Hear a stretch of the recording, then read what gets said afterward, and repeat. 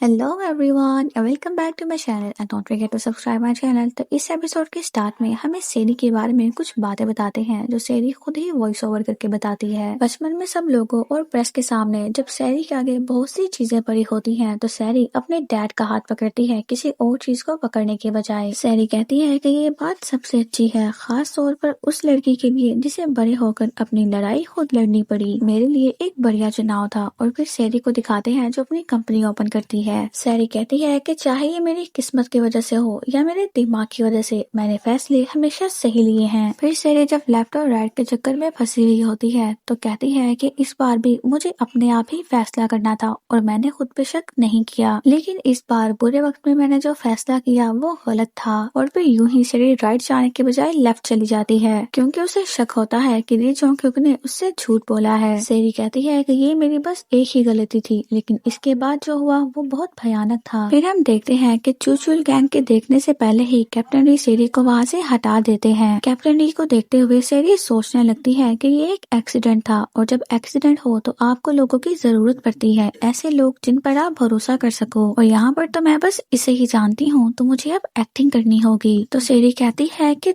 मुझे तो यकीन ही नहीं हो रहा, हम दोनों फिर से मिल गए। कैप्टन री कहते हैं कि तुम्हें लगा होगा कि तुम वापस चली गई। तो सेरी कहती है कि हाँ बिल्कुल, तुम्हें शौक लगा होगा ना, मुझे भी बहुत बड़ा शौक लगा। मैं रास्ता भटक गई थी और फिर मैंने नॉर्थ कोरियन गाय देखी, यहाँ की लेडीज और नॉर्थ कोरियन बच्चे, लेकिन मुझे अब जाके सुकून मिला है क्योंकि तुम मुझे दोबारा जो मिल गए हो। और फिर हंसने लगती है और सोचती है कि तुम जितने मर्जी सख्त होने का नाटक करो, लेकिन हो तो तुम मर्द ही ना। कैप्टन री सेरी को देख भी नहीं रहे होते तो सोचती है कि देखो तो ये तो मुझे देख ही नहीं सकता, ये कितना ज्यादा भोला है। कैप्टन री सोचते हैं कि इसने फेंस को पार किया है लेकिन किसी को खतरा पहुंचाने के इरादे से नहीं, तो नियम के हिसाब से मुझे इससे छुटकारा पाना चाहिए। सेरी कहती है कि बचने का कोई ना कोई रास्ता मिल जाता है। कैप्टन री सोचते हैं कि क्या मैं इसे मार दूं? सेरी कहती है कि क्या ये घर तुम्हारा है? तो फिर मैं तुमसे एक बात पूछ सकती हूँ, क्या मुझे कुछ खाने को मिलेगा? और कैप्टन री बस यही सोच रहे होते हैं कि क्या मैं इसे मार दूं? फिर हमें नेक्स्ट डे मॉर्निंग में सेरी को दिखाते हैं जो शीशे में अपना चेहरा देख रही होती है। उसका चेहरा बहुत ज्यादा गंदा हुआ होता है तो कहती है कि ये मेरे चेहरे को क्या हुआ, इस आदमी को कम से कम मुझे बताना तो चाहिए था ना। सेरी वहाँ पर देखती है तो वहाँ वॉश बेसिन भी नहीं होता। फिर थोड़ा सा पानी एक टब में डालती है और अपने चेहरे को साफ करने लगती है। अपने आंसू रोक रही होती है और खुद को खुद ही तसल्ली दे रही होती है कि कोई बात नहीं, एक्सपीरियंस के लिए ये अच्छा है। वो चीजें बहुत अच्छी होती हैं जिन्हें हम पैसों से नहीं खरीद सकते, तो ये मेरे लिए बेशकीमती एक्सपीरियंस है। कैप्टन री को दिखाते हैं जो खाना बना रहे होते हैं। खाना बनाकर वो सेरी के आगे रखते हैं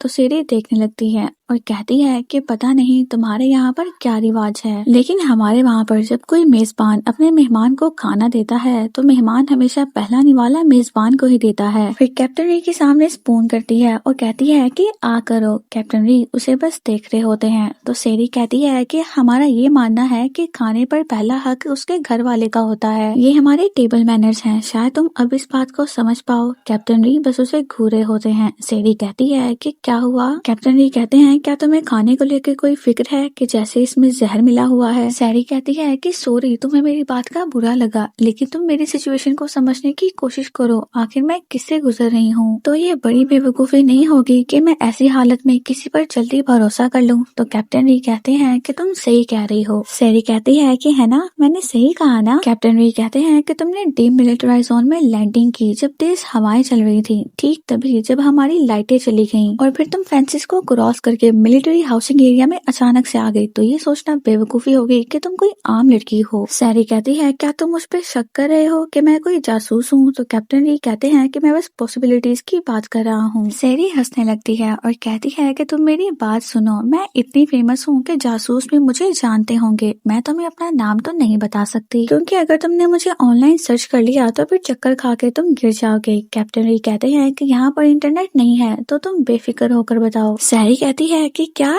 इंटरनेट नहीं है? फिर ये तो और भी बुरी खबर है, मैं वहाँ पर किसी को भी नहीं बता पाऊंगी कि मैं यहाँ पर फंसी हुई हूँ और मेरे गायब होने की वजह से मुझे यकीन है कि पूरे देश में खलबली बच गई होगी। फिर हमें दूसरी तरफ सेरी की फैमिली को दिखाते हैं। सीजून अपने डैड से कहता है कि पुलिस वालों ने उसे सारी रात ढूंढा है लेकिन उसका कुछ पता नहीं चला। मिस्टर यून कहते हैं कि हम सिर्फ पुलिस पर भरोसा नहीं कर सकते, हमें कुछ जासूसों को भी इस काम में लगाना होगा और उसे अपनी तरफ से भी ढूंढना होगा, लेकिन ध्यान रहे कि ये बाद बाहर ना जाए, तो सभी रिपोर्टर से तुम लोग एहतियात करो। तो सी ह्यून कहता है कि मैंने भी इस बारे में बहुत सोचा है और मेरे फादर इन लॉ ने इस मामले में हमारी बहुत मदद की है। सोंगे कहती है कि मेरे डैड ने पुलिस कमिश्नर से खुद बात की है, तो आप चिंता ना करें। मिस्टर यून कहते हैं कि मुझे ये सुनकर थोड़ा सा सुकून हुआ। हेजी कहती है कि मैंने सुना है कि जब ये वाकया हुआ तब वो काम कर रही थी, तो उसके सभी एम्प्लॉयज को भी इस बारे में पता होगा, तो फिर उन सब एम्प्लॉयज का क्या किया जाए। तो सीजुन कहता है कि कॉन्फिडेंशियल एग्रीमेंट पे मैंने उन सबको बुलाकर लॉयर के सामने साइन ले लिए हैं, तो वो लोग ये बात किसी को नहीं बताएंगे। तो हेजी कहती है कि मैं हमेशा से जानती थी तुम बहुत ज्यादा इंटेलिजेंट हो। तो मिसेस यून कहती हैं कि तुम लोगों को मजा आ रहा है, तो सभी कहने लगते हैं कि ऐसा नहीं है, ये आप क्या कह रही हैं, ये कुछ ज्यादा हो गया है और हमें खुशी नहीं है। मिसेस यून कहती है कि मुझे देखकर तो यही लग रहा है। सेरी कैप्टन री से कहती है कि मुझे यकीन है सभी बहुत परेशान होंगे और ये मजाक की बात नहीं है, कहीं मेरे गायब होने की वजह से दोनों नेशंस में प्रॉब्लम ना हो जाए। तुम मेरी बात समझ रहे हो ना, दोनों कंट्रीज में लड़ाई होने की पॉसिबिलिटीज हैं। अगर वहाँ पर किसी को पता चल गया कि मैं यहाँ पर हूँ, तो साउथ कोरियन सरकार, हमारी आर्मी और यहाँ तक कि यूएन भी चुप नहीं बैठेगा। कैप्टन री कहते हैं कि फिर मैं किसी को भी पता नहीं चलने दूंगा, किसी को भी पता नहीं चलना चाहिए कि तुम यहाँ पर हो। सेरी कहती है कि फिर तुम आखिर कहना क्या चाहते हो, क्या तुम ये कह रहे हो कि तुम किसी को पता चलने से पहले ही मुझे मार दोगे। कैप्टन री कहते हैं कि कई तरीकों में ये भी एक तरीका तो है। तो सेरी कहती है क्या ये कोई नॉर्थ कोरियन मजाक है, और फिर हंसते हुए कहती है कि मुझे नॉर्थ कोरियन मजाक समझ में नहीं आते, लेकिन ये अच्छा था। फिर हंसना बंद करती है और कहती है कि तुम मुझे गलत समझ रहे हो शायद, या फिर मैंने तुम्हें सही से समझाया नहीं होगा। चलो मैं तुम्हें एक एग्जाम्पल देती हूँ। तुम हैनबू और नॉलबू को जानते हो? हाँ, तुम जानते ही होगे।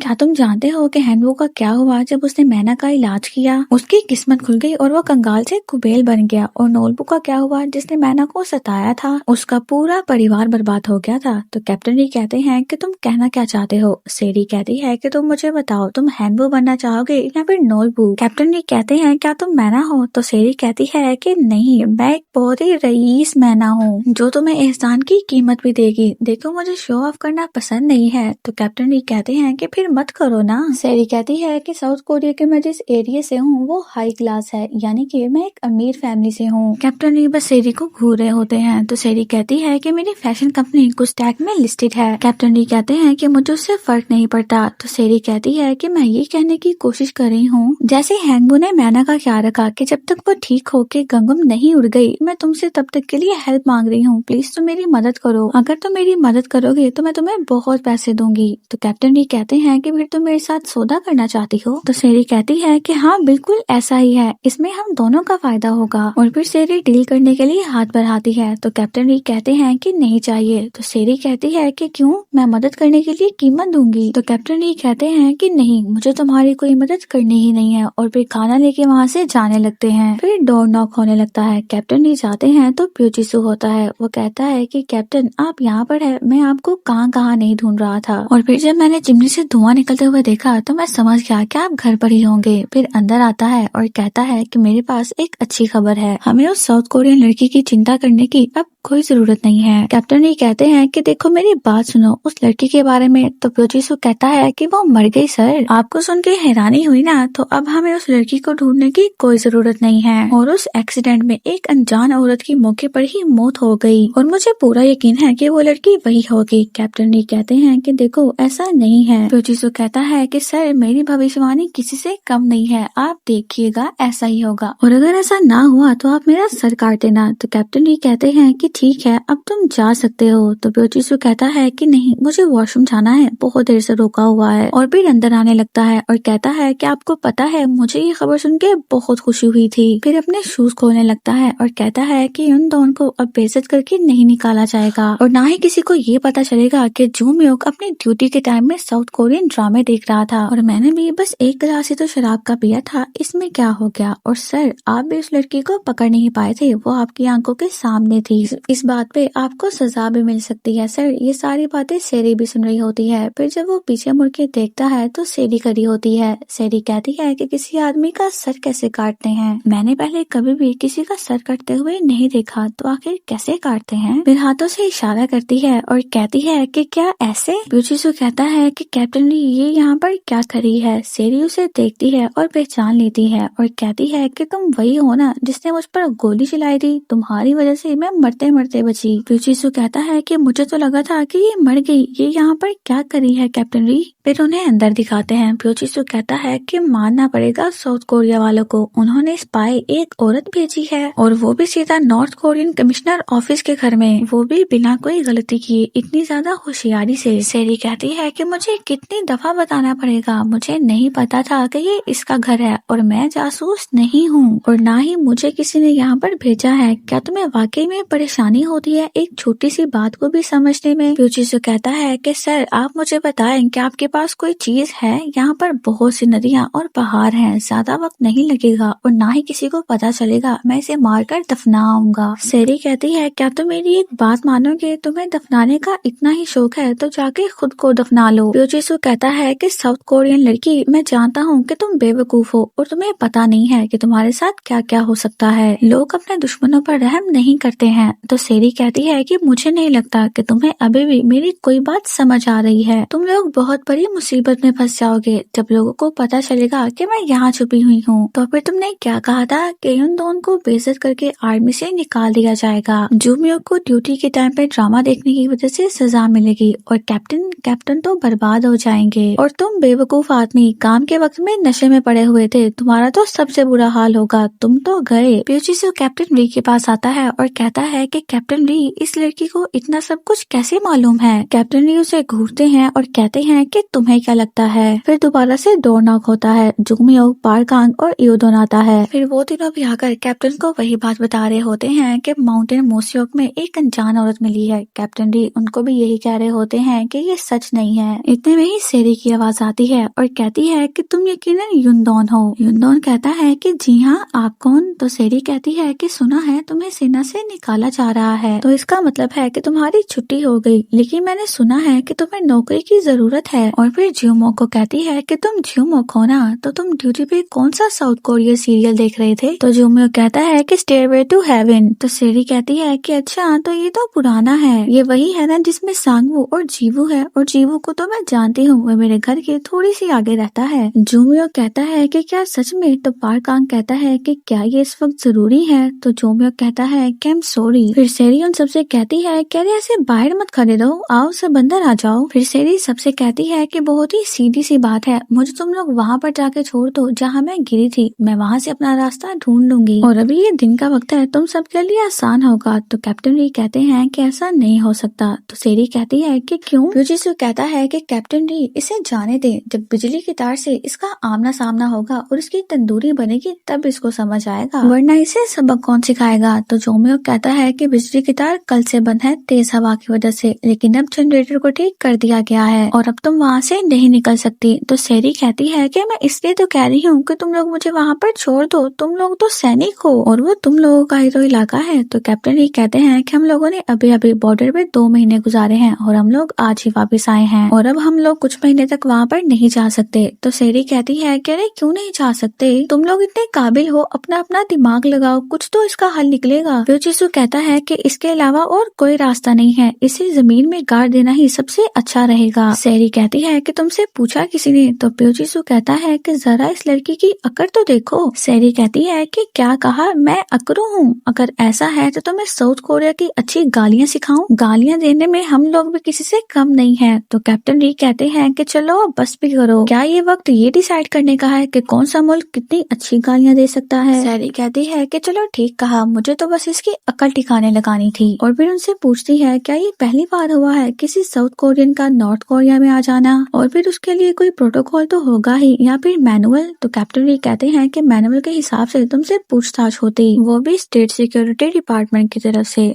तो सेरी कहती है कि तुम बार बार स्टेट सिक्योरिटी डिपार्टमेंट कहते हो, क्या ये कोई पुलिस स्टेशन है या फिर NIS। तो कैप्टन री कहते हैं कि हाँ कुछ वैसा ही समझ लो। तो सेरी कहती है कि फिर जब पहली बार मुझे देखा तो फिर मुझे वहाँ क्यों नहीं लेकर गए। हाँ मैं जानती हूँ, अगर वो लोग मुझसे पूछताछ करते और मैं सब कुछ बता देती तो तुम सबकी बैंड बज जाती ना। तो अब तुम सबकी भलाई इसी में है कि तुम लोग मेरी मदद करो, हम सबकी हालत एक जैसी ही है, अपना दिमाग लगाओ और कुछ सोचो। फिर जोमियो हाथ उठाता है और कहता है कि मेरे अंकल नाव से नाव तक चलाते हैं। तो सेरी कहती है कि नाव से नाव तक ये क्या है। तो प्योचिसु कहता है कि एक नाव समुद्र में बड़ी नाव तक जाती है। एक छोटी बोट में बैठकर समुद्र के दरमियान तक जाते हैं और फिर वहाँ पर बड़ी बोट आती है और चुपके से उस बड़ी बोट में जाते हैं जो दूसरे मुल्कों तक जाती है। तो सेरी कहती है कि ये आइडिया अच्छा है और जोमियोक से कहती है कि मैं तुम्हें जीवो का ऑटोग्राफ जरूर दिलवाऊंगी। जोमियोक कहता है कि क्या सच में, लेकिन कब। तो सेरी कहती है कि बस हमारे मुल्क को एक होने दो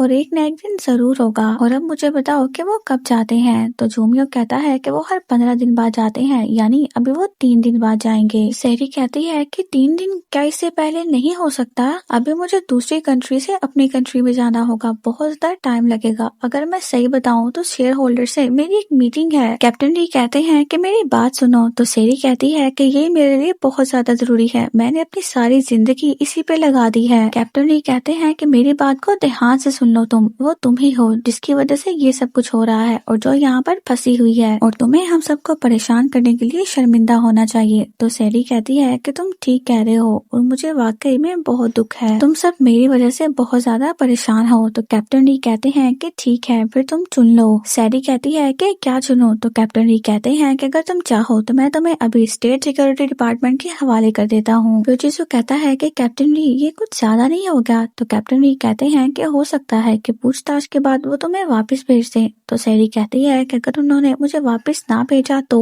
कैप्टन ली कहते हैं कि मैं वादा नहीं कर सकता। तो सेरी कहती है कि और दूसरा क्या ऑप्शन है, तुमने चुनने को कहा था। कैप्टन ली कहते हैं कि चुपचाप हमारा हुक्म मानो, पहला जब तक तुम यहाँ हो तुम बाहर नहीं जाओगी। सेरी कहती है कि मैं क्यों बाहर जाने लगी, मैं पागल थोड़ी ना हूँ जो कहीं भी चले जाऊँ। तो कैप्टन ली कहते हैं कि हम में से किसी से भी तुम बात नहीं करोगी, और हाँ साउथ कोरिया का बचाव नहीं करोगी। तो सेरी कहती है कि हाँ ठीक है, तो फिर तुम लोग भी मुझसे बात मत करो और नॉर्थ कोरिया का बचाव भी मत करो, क्योंकि मुझ पे कोई असर नहीं होने वाला। और फिर साउथ कोरिया जाने के बाद यहाँ पर जो कुछ भी हुआ इस बारे में तुम किसी से कोई बात नहीं करोगी। सेरी कहती है कि तुम फिक्र मत करो, मैं किसी को भी कुछ नहीं बताऊंगी, और एक बार वहाँ पहुँचने के बाद मेरी तो याददाश्त ही चली जाएगी। जोमियो कहता है कि ये सही कह रही है, साउथ कोरियल सीरियस में भी 10 में से 9 आदमियों को ये बीमारी होती है और बड़ी कंट्रीज में ये आम बीमारी है। तो यूडन कहता है क्या ये इस वजह से है क्योंकि ये लोग अमेरिकन कोला पीते हैं। प्योचिसु कहता है कि क्या सच में, ये तो बहुत बड़ा मसला है। सेरी कहती है कि ठीक है, फिर मुझे भी तुम लोगों से कुछ चाहिए, दिन में 3 में से 2 बार मुझे नॉन वेज चाहिए क्योंकि मैं नॉन वेजिटेरियन हूँ ना। प्योचिसु कहता है कि ओ ये ज्यादा नहीं हो रहा है, तुम यहाँ पर दावत पर नहीं आई हो। तो सेरी कहती है कि दावत पे तुम्हें क्या लगा, क्या मैं मजाक कर रही हूँ। प्योचिसु कहता है कि तुम इसकी बातों में मत आना, कभी तुमने दिन में 2 दफा मीट देखा है। तो जोमियो कहता है कि तुमने सही कहा है, मैंने तो नहीं देखा। प्योचिसु कहता है कि कैप्टन ली ये लड़की हमें अपनी बातों से उल्लू बनाना चाह रही है, लगातार झूठ पे झूठ बोल रही है ये लड़की, और हमें कह रही है कि साउथ कोरियन दिन में 2 दफा मीट खाते हैं। सेरी कहती है कि तुमने जो समझना है समझो, मैं तो शुरू से ही ऐसी हूँ। और कैप्टन ली से कहती है कि तुम तो जानते हो ना, मैंने 2 दिन से कुछ भी नहीं खाया है और मैं लगातार चलती रही हूँ, कमजोरी की वजह से मेरी आंखों के सामने अंधेरा छा रहा है, मुझे माफ करना, लेकिन क्या मुझे नॉन वेज मिल सकता है। फिर हमें मिस्टर होंग को दिखाते हैं जो अपने सामने फ्राइड चिकन रखकर बैठे होते हैं। फिर मिस्टर पार्क वहाँ पर भागते हुए आते हैं और कहते हैं कि आई एम सॉरी, तुम्हें मेरी वजह से इतना इंतजार करना पड़ा, महीने के आखिर में काम बहुत ज्यादा हो जाता है। मिस्टर होंग कहते हैं कि फिर तुमने पहले अपना काम खत्म कर लेना था। तो मिस्टर पार्क कहते हैं कि नहीं नहीं ऐसा नहीं है, आपसे मिलना ज्यादा जरूरी है। आपको याद है आपने मुझे किससे मिलवाया था, अपने बॉस से मिलवाया था, और जब से वो कॉन्ट्रैक्ट साइन हुआ है मुझे ऑफिस में कोई तंग नहीं करता,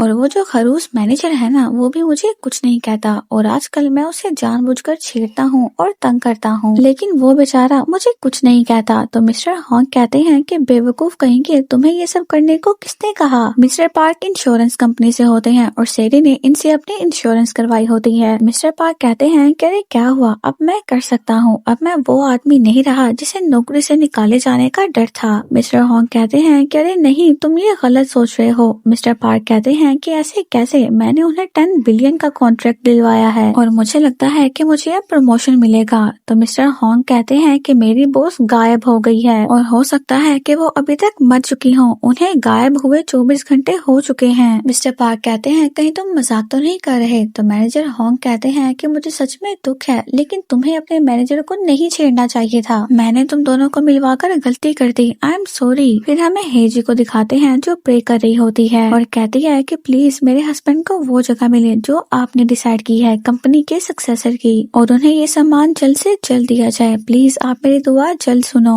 और फिर चर्च में मिस्टर पार्क भी आ जाते हैं और कहते हैं कि नहीं, ऐसा नहीं हो सकता, आप प्लीज उसे सेफली वापस आने दे और उसकी वापस आने में उसकी मदद करें, उसे किसी भी तरह की चोट न लगे, उसे हर मुसीबत से बचाएं और सबसे जरूरी उसे जिंदा रखें। तो हेजी कहती है कि नहीं, ये मैंने नहीं कहा है, मुझे पता है कि आप मेरे साथ हैं। फिर हमें नॉर्थ कोरिया की सभी लेडीज को दिखाते हैं जो किमची बनाने के लिए कैबेज धो रही होती हैं। योंगे जो कि कर्नल ऑफिसर की बीवी है, वो कहती है कि इस साल कैबेज कम आए हैं ना। इन सभी के हस्बैंड आर्मी में होते हैं और इसी वजह से ये लोग आर्मी हाउसिंग एरिया में रहती हैं। ओकेगम कहती है कि हाँ बिल्कुल ठीक कहा, एक फैमिली के लिए बस 2000 किलो ही है। योंगे कहती है कि मेरी शादी से पहले सिर्फ मेरा परिवार ही 1 टन किमची बनाता था, लेकिन लगता है इस बार काम कम है और अगले सीजन तक किमची पूरी नहीं पड़ेगी। फिर योंगे वॉलसुक से कहती है कि अच्छा तो फिर वो दिन आज है ना। तो वॉलसुक कहती है कि हाँ बिल्कुल वो आज ही है। ओकेगम कहती है कि क्या हुआ, आज क्या है। तो वॉलसुक कहती है कि तुम कैसे भूल सकती हो, जियोंग 2 महीनों बाद बॉर्डर से वापस आया है। ओकेगम कहती है कि पता नहीं मुझे आजकल क्या हो गया है, मैं सब कुछ भूलने लग गई हूँ, मुझे तो कुछ भी याद नहीं रहता। तो हेयोंग कहती है कि वैसे तो और भी बहुत से कैप्टन बॉर्डर पर हैं, लेकिन मुझे समझ नहीं आता जियोंग में ऐसी कौन सी खास बात है। वॉलसुक कहती है कि तुमने री जियोंग का वो हैंडसम सा चेहरा नहीं देखा, वो किसी खजाने से कम है क्या। फिर योंगे वॉलसुक से सभी चीजों के बारे में पूछती है, क्या तुमने उसके घर में सामान रखवा दिया। तो वॉलसुक कहती है कि मैंने सब कुछ रखवा दिया है और तुम्हारे कहने पर मैंने मीट भी नमक के अंदर रखवा दिया है। फिर हमें कैप्टन री जियोंग को दिखाते हैं जो नमक के अंदर से मीट निकालते हैं। तो सैरी कहती है कि तुम लोग मीट यहाँ पर रखते हो। तो जोमियो कहता है कि हाँ, मीट को नमक के अंदर रखें तो वो खराब नहीं होता है। तो सैरी कहती है कि बाकी साइड डिश। तो वो कहता है कि आओ मैं तुम्हें दिखाता हूँ, और फिर वो सैरी को किमची सैलेड दिखाता है। तो सैरी कहती है कि ये क्या है। तो जोमियो कहता है क्या तुम्हें इसके बारे में नहीं पता था, इसको हम किमची सैलेड कहते हैं और यहाँ पर हम किमची और बाकी सारे मसाले स्टोर करते हैं। ये सभी चीजों को खराब होने से बचाता है और इसका टेस्ट भी बढ़ाता है।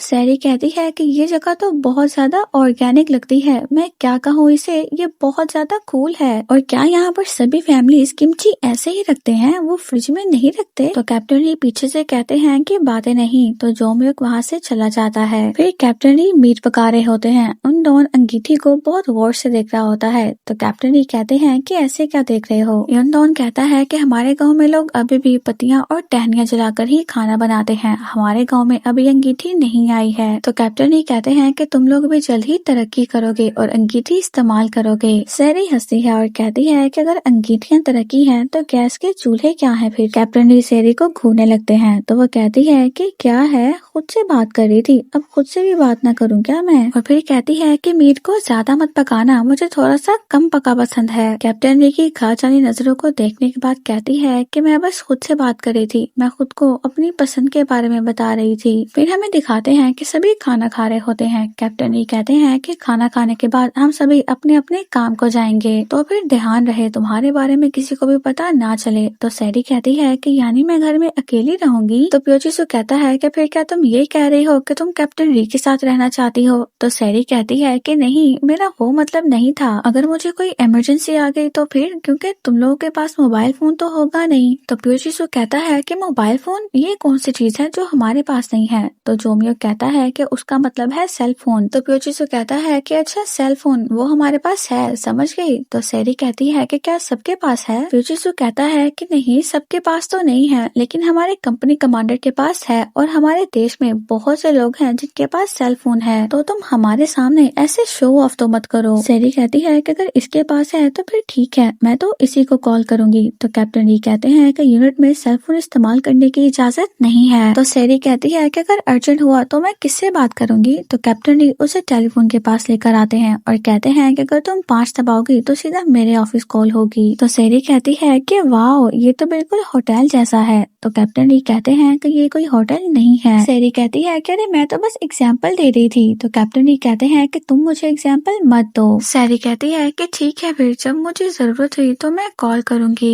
कैप्टन री कहते हैं कि अच्छा यही है कि तुम कॉल मत करो। सैरी कहती है कि हाँ ठीक है, बस जब अर्जेंट होगा तभी करूंगी। फिर कैप्टन री काम कर रहे होते हैं तो उन्हें सैरी की कॉल आती है, कहती है कि ये बहुत ज्यादा अर्जेंट है, मुझे अर्जेंटली बॉडी वॉश की जरूरत है, लेकिन मुझे यहाँ पर कुछ नहीं दिख रहा। तो कैप्टन री कहते हैं कि वहाँ पर साबुन होगा। फिर दोबारा से कैप्टन री को कॉल आती है। सैरी कहती है कि क्या यहाँ पर शैम्पू नहीं है, ये तो सच में बहुत अर्जेंट है। तो कैप्टन री बस गुस्से से बोलते हैं कि साबुन। फिर दोबारा सैरी कॉल करती है और कहती है कि मैंने बस ये जानने के लिए कॉल की है कि हो सकता है ये तुम्हारे पास हो, तो क्या तुम्हारे पास सेंटेड कैंडल है? सेंटेड कैंडल तो नहाते वक्त और सोते वक्त तो चाहिए ही। कैप्टन री कॉल बंद कर देते हैं। फिर सैरी कॉल करती है और कहती है कि गर्म पानी कहाँ से मिलेगा, इसकी तो बहुत जरूरत है। फिर सैरी बाहर से गर्म पानी लेकर आती है और उसे टब में डालती है। फिर बाथ बैग पकड़ती है और सोचने लगती है कि उसने क्या करने को कहा था। कैप्टन री कहते हैं कि कपड़े सुखाने वाली रस्सी और पिन से तुम बाथ बैग को लगाना और बाथ बैग को फिर गर्म पानी से ढक देना, फिर ठंडी हवा का आना बंद हो जाएगा और तब तुम गर्म पानी से नहा सकती हो। सैरी बिल्कुल वैसे ही करती है और कहती है कि हो गया, ये तो बिल्कुल पर्सनल सोना बाथ जैसा है, ये तो अच्छा जुगाड़ है, लेकिन क्या मैं ये रोज कर पाऊंगी? फिर खुद से कहती है कि क्या तुम कुछ दिन बिना नहाए नहीं रह सकती? फिर सैरी नहा रही होती है और कहती है कि कितना सुकून मिल रहा है। फिर कैप्टन री को कॉल आती है तो उन्हें लगता है कि शायद फिर से सैरी ही है। कैप्टन री कहते हैं कि अब तुम्हें क्या चाहिए, तो वो मास्टर सार्जेंट होते हैं और वो कहते हैं कि मुझे आपको कुछ बताना है। कल माउंटेन सुसोक में एक हादसा हुआ है और वो डाकू जिन्हें प्योंगयांग लेके जाया जा रहा था वो सभी उसमें मारे गए हैं। ये हादसा कई बार हुआ है, तो क्या ये सिर्फ एक इत्तेफाक है या फिर हो सकता है कि स्टेट सिक्योरिटी डिपार्टमेंट के पास कोई सीक्रेट ट्रक यूनिट हो? और फिर कैप्टन री Jong hook state security department आते हैं। वहाँ पर चू चोल गैंग और री योंगे एक साथ बैठकर चाय पी रहे होते हैं। कैप्टन री आते हैं तो वो कहते हैं कि अच्छा, तो तुम हो कंपनी 5 के कमांडर कैप्टन री जोंग हुक और तुम्हारी कंपनी आज ही शिफ्ट हुई है ना? तो कैप्टन री कहते हैं कि जी हाँ सर। तो वो कहते हैं कि आओ और हमारे साथ आकर स्टिक कॉफी पियो। फिर कमांडर योंगे कॉफी निकालते हैं और कहते हैं कि ये कॉफी स्पेशल साउथ से आई है। पहले मुझे भी इसे पीना अच्छा नहीं लगता था, लेकिन अब मुझे इसका टेस्ट बहुत अच्छा लगता है। कैप्टन री कोई भी जवाब नहीं देते तो कर्नल रियोंग कहते हैं कि लगता है तुम्हें मीठा पसंद नहीं है। कैप्टन री चोचुल गैंग से कहता है कि मुझे आपको कुछ बताना है। तो चोचुल गैंग कहता है कि हाँ बोलो, मैं सुन रहा हूँ। कैप्टन री कहते हैं कि मैंने सुना है आज सुबह ही एक्सीडेंट में सारे डाकू मारे गए हैं। चोचुल गैंग कहता है कि हाँ मैंने भी सुना है, ये बुरी खबर है, लेकिन अब हम इसके बारे में क्या कर सकते हैं? कैप्टन री कहते हैं कि मुझे लगता है इसके बारे में इन्वेस्टिगेशन करनी चाहिए। आखिर उनकी किस कार से टक्कर हुई और ये कोई एक्सीडेंट था या फिर कुछ और अगर ये कोई एक्सीडेंट नहीं था तो फिर इसके पीछे कौन है और ऐसे एक्सीडेंट्स बार बार क्यों होते हैं? चूचूल गैंग कहता है कि बहुत सारे सवाल हैं आपके। तो कैप्टन री कहते हैं कि मैं चाहता हूँ कि आप मुझे इसकी जांच करने दें। चूचूल गैंग कहता है कि ठीक है तुम कर लो, ट्राई ब्यूरो इसको देख रहा है तो मैं उन्हें बता दूंगा, तो तुम कल प्योंगयांग में हेडक्वार्टर चले जाओ। तो कैप्टन री उन्हें सल्यूट करते हुए वहाँ से चले जाते हैं। कर्नल रियोंग कहते हैं कि क्या ऐसा करना ठीक होगा? तो चूचूल गैंग कहता है कि डायरेक्टर मेरा दोस्त है तो हमें कोई मसला नहीं हो सकता। कर्नल रियोंग कहते हैं कि ये कैप्टन री ये मुझे बहुत ज्यादा अकड़ू और घमंडी लगता है, इसकी क्या कोई ऊंची जान पहचान है? तो चोचुल गैंग कहता है कि इसके रेज्यूमे में इसकी फैमिली के बारे में कुछ भी नहीं लिखा हुआ, तो इसलिए हम नहीं जानते कि आखिर है कौन। फिर चोचुल गैंग कर्नल रियोंग से कहता है कि मुझे लगता है इस बार कोई नया आदमी आया है। तो कर्नल रियोंग कहते हैं कि वो कौन है, और यहीं पर हमारी एपिसोड खत्म हो जाती है। सी इन द नेक्स्ट एपिसोड।